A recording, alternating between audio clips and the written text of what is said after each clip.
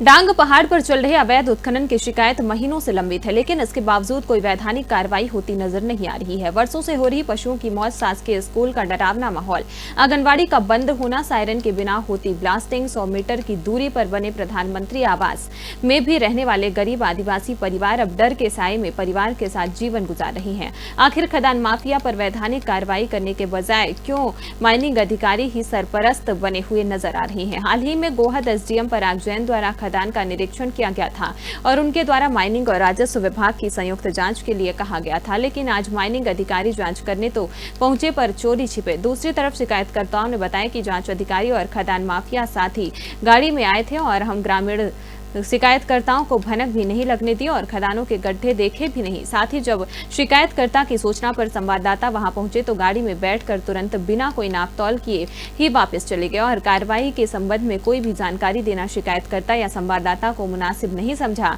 ऐसे में जांच करने आए अधिकारी की कार्यशैली से साफ साफ खनिज माफिया बिचौले हरपाल तोमर से मिलीभगत उजागर हो गई है। ग्रामीणों ने तो यहां तक कह दिया कि इन अधिकारियों पर कोई भरोसा नहीं है। ये हमें पीएम आवास मिले हैं और यहाँ पे 50 मीटर की दूरी पे खदान है एक बड़ी वाली, उसमें बहुत तेज़ ब्लास्टिंग होती है। इतनी तेज़ होती है कि मकान भी हिल जाते हैं और वो उनका टाइम नहीं है कुछ, चाहे जब कर दे कुछ कहना नहीं है। 2-3 बजे तो बच्चे लोग भी बच गए और बहुत पत्थर उड़ता है। वे लोग ये पीएम आवास क्यों बनवाए यहाँ पे? ये खदानें चलानी तो और अंत बनवाने थे। ऐसा ही है तो जो मकान पे ऐसे फट जाए, हम कोई पत्थर गिरेगा तो मर जाएंगे, इसलिए हम इनको खाली कर जाए तो बढ़िया। और जो करता है खदान वो दबाव देता है, लोग कहते हो कि ऐसी चलेगी हमारी तो खान, जिसको करना है तो करो, शिकायत करो कलेक्टर एसपी के, जिसको करना है उसको करो। आदिवासी हो? हाँ। अच्छा, यहाँ कहाँ रहते हो? यही आवास है। अच्छा, यही आवास है यहीं पहाड़ पे। हाँ। तो जी कैसे चोट लगी तुम्हारे पैरों में? ये ब्लास्टिंग चली तो बोलते चले यार, हम क्या हमारे चलेगा। ब्लास्टिंग का धमाका हुआ? हाँ। तो तुम गिर गए? कहाँ गिरे? गड्ढे में? अच्छा, कितने फुट गहरा गड्ढा था? बहुत गहरा हो तो वो तो बच गए हो? बच गए तो ये अपने आप ही निकल रही कीले यहाँ में पाँव में। कीले निकल रही? और 3 निकल गई। 3 निकल गई। 3 कीले पैर में निकली हैं ब्लास्टिंग की? वो पैर भी काम आ रही है ऐसे नहीं। आज काफ़ी शिकायतों के बाद भोपाल से यहाँ पर ऐसा बताया गया कि भोपाल से कुछ अधिकारी यहाँ पर जांच करने आए थे और मेरे पहुँचते ही वो लोग दूर से ही देख के गाड़ी में बैठ के रवाना हो गए। उनको बहुत रोकने की कोशिश की कि यहाँ पर क्या कार्रवाई की है, क्या पड़ताल की, क्या मौका निरीक्षण किया है, लेकिन उनके द्वारा कुछ नहीं बताया गया। और ग्वालियर भिंड के अधिकारी मिले थे, उनसे पूछा था कि आप यहाँ आए हो, यहाँ पर क्या हुआ है, इतने महीनों से यहाँ पर शिकायत चल रही है। तो उनके द्वारा भी कहा गया कि मैं अभी यहाँ पर अधिकारी के रूप में नहीं हूँ, और अधिकारी के रूप में नहीं है फिर भी यहाँ पर आए हैं, निरीक्षण कर रहे हैं और लोगों को कहीं ना कहीं धोखा दे रहे हैं, भ्रम फैला रहे हैं। खदानों की ब्लास्टिंग की शिकायतें हैं, मुड्डियाँ भी ढंग से नहीं लगाई गई हैं और जहाँ भी लगी हैं वो सब डैमेज हो चुकी हैं।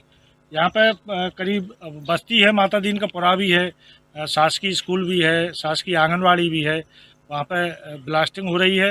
लोगों के प्राण संकट में पड़े हुए हैं, लोगों को चोट भी लगी है। यहाँ एक वर्कर को, जो वहाँ आदिवासी रह रहे हैं, गरीब परिवार हैं, अपना गुजारा कर रहे हैं किस तरीके से।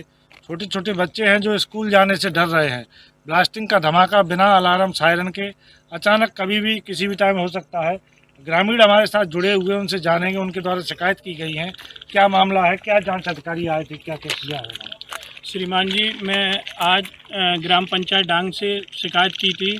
तो आज अधिकारी लोग आए थे ग्वालियर से, कुछ भिंड से, माइनिंग, जो उनको हमने बताया था कि सर यहाँ पे अवैध उत्खनन हो रहा है, उस खदान पे कार्रवाई कीजिए। हमको इनने 5 दिन पहले अनुशासन दिया था कि आप 4-5 दिन रुक जाओ, 4-5 दिन बाद कार्रवाई करेंगे हम।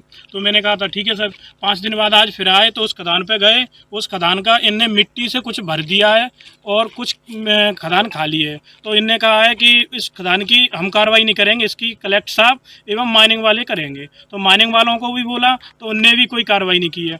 अन्यथा इनने 1 नंबर को 2 जगह खोदा है। 10 साल पहले उस साइड खोदा था क्रेशर के पास में, अब 10 साल बाद उसका इस साइड खोद रहे हैं और वो नंबर उनके भाई के नाम से ही है।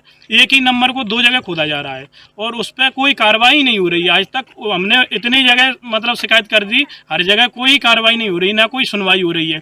कोई भी अधिकारी आते हैं बस घूम के एक नंबर जो खदान उनने करा ली है 3 हेक्टेयर, उस पर घूम के और चले जाते हैं। वही 3 हेक्टेयर पहले भी उनने उस साइड खोदी है, उसका कोई इसको फाइल उठा के पुरानी को ये नहीं देख रहा है कि मेन मुद्दा क्या है। बस आए यहाँ पे खाना पूर्ति करी और सब भाग गए। कोई जनहानि यहाँ पे कोई हुई है? जनहानि हुई है सर। एक आदिवासी है मंगल, उसका पैर पूरा फ्रैक्चर है, आप आज भी देख सकते हो, उसके सरिया पड़ा है। और उसके पास में माता दीन का यहाँ पे आबादी है, स्कूल है पास में, मैंने बताया भी था।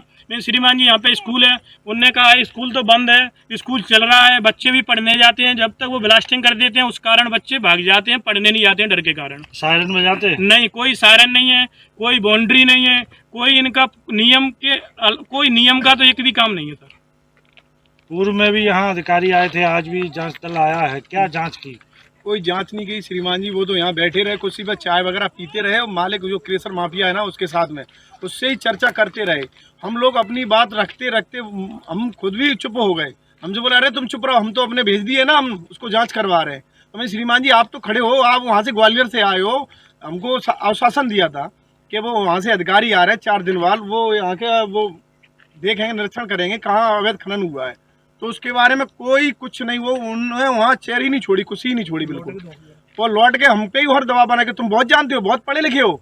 तो मैं श्रीमान जी हम पढ़े लिखे ने, थोड़े बहुत तो हम जानते हैं, तो आप चलो। तो तब बड़ी बड़ी दिक्कतों के साथ एक ही गड्ढा देखा उन्होंने और कोई निरीक्षण नहीं किया। और दबाव दे रहे थे, प्रेशर दे रहे थे। हरपाल सिंह तोमर मेरे ऊपर और किशनपाल सिंह तोमर, ये लोग मेरे पे दबाव प्रेशर बना रहे थे। पत्रकारों के बारे में क्या बोल रहे थे? पत्रकारों वारों में ये बोल रहा था कि मैं 50,000 रुपए देता हूँ पत्रकारों को, सारे पत्रकारों को मैं खरीद रखा है, कोई नहीं आएगा। एक श्रीमान जी मैंने निवेदन किया था, वो मेरे घोद के रहने वाले हैं, वो पत्रकार जी आए थे, उनसे रिक्वेस्ट की क्यों क्या हुआ श्रीमान जी बताएं।